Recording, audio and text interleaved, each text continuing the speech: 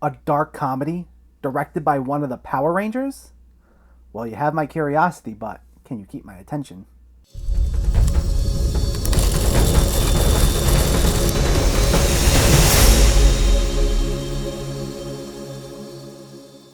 Tammy's Always Dying stars Felicity Huffman in the title role, a depressed alcoholic mother who's diagnosed with terminal cancer. Her daughter Kathy, played by Anastasia Phillips, with whom she has a strained relationship, moves in to take care of her, though making their relationship even worse. However, Kathy has a chance to make the most out of the situation when a talk show host, played by Lauren Holly, approaches her to document Tammy in the final stages of her life. There are some movies, mainly smaller independent releases like this, that just slip right through the cracks until the weekend they open. And what I'll do is I'll take a quick glance at the reviews, see who's involved, read a quick synopsis, and I'll make an impromptu decision to watch it right then and there without watching any trailers. And yeah, Amy Jo Johnson, the Pink Ranger. Remember her? She's a director now. I had absolutely no idea, and this is her second movie too. Her first movie was called The Space Between in 2017, and it had a really small release apparently. It kind of just came and went. I haven't seen it.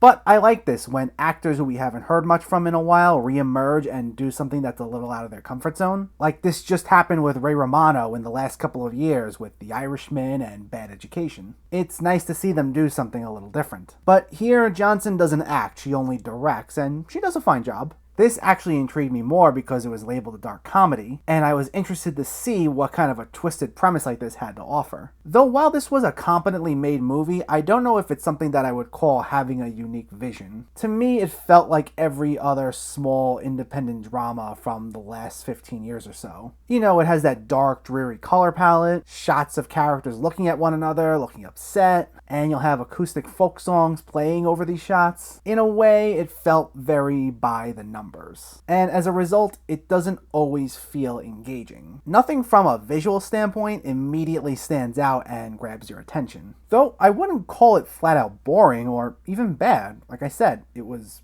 fine. But mainly for the performances. This was mostly carried by Felicity Huffman and Anastasia Phillips. They had such great chemistry and played off each other so well that I found them to be instantly believable as mother and daughter almost the second I saw them together. And the movie touches on some solid themes that gives them something to work with. Tammy suffers from depression, and even before the cancer diagnosis, we see how something as awful as that can take its toll on not just the individual, but their relationships. The strained mother-daughter dynamic is established pretty quickly, and it gives you something that allows you to be emotionally invested in both characters right from the get-go. And because we like both of them from the beginning, it makes some of their side adventures feel more compelling, even if not all of them have much to do with the main plot. In particular, Anastasia Phillips, who's seen having an affair with a married man and going into bars with a family friend pretending to be other people because just for fun.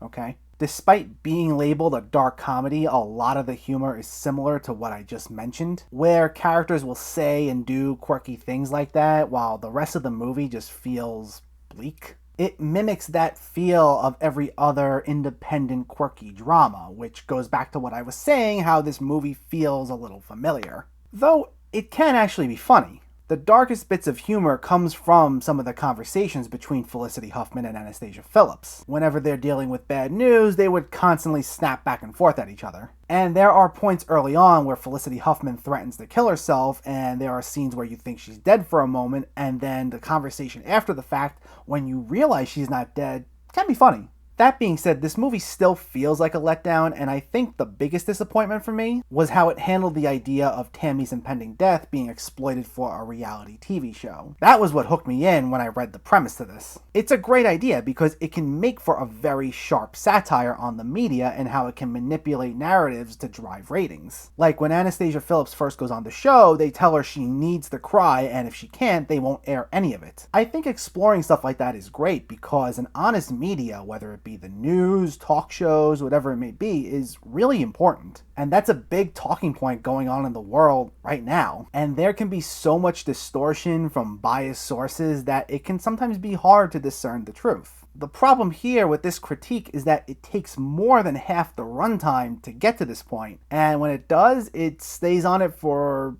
20 minutes at best, and then it moves on. This movie had a chance to make some really compelling social commentary, and the few moments it does are awesome, but it should have went right into this stuff in the first act and made it the movie's driving force. But instead, it plays things safe and it sticks to cliches and only occasionally doing social commentary, and as a result, it feels kind of uneven. This movie was okay. It touches on some good ideas that could have made for a really powerful satire. Instead, it chooses to play things safe, only occasionally leaving its comfort zone and quickly retreating to familiar tropes. So, in that regard, it's a big letdown. Still, it's competently made and feels more like a solid acting exercise than anything else. Both Felicity Huffman and Anastasia Phillips are the two best parts of this movie. And it's both funny enough and compelling enough that it can at least get you through the end, even if the ride is really bumpy. Tammy's Always Dying gets a 6 out of 10. It's one of those movies to check out if you're like totally out of other options. There are a lot better things out there. But I do hope to see more from Amy Jo Johnson. Like I said, her direction was fine here, and I hope this was just a stepping stone so she can move on to something greater. So let me know, did you see Tammy's Always Dying, or are you planning to see it, and what were your thoughts? Did you find it funny? Did you enjoy the performances? And who's your favorite actor turned director if you have one? Let me know in the comments below, and as always, if you like what you see, please make sure to hit that subscribe button. Thanks for watching, guys, and I'll catch you next time.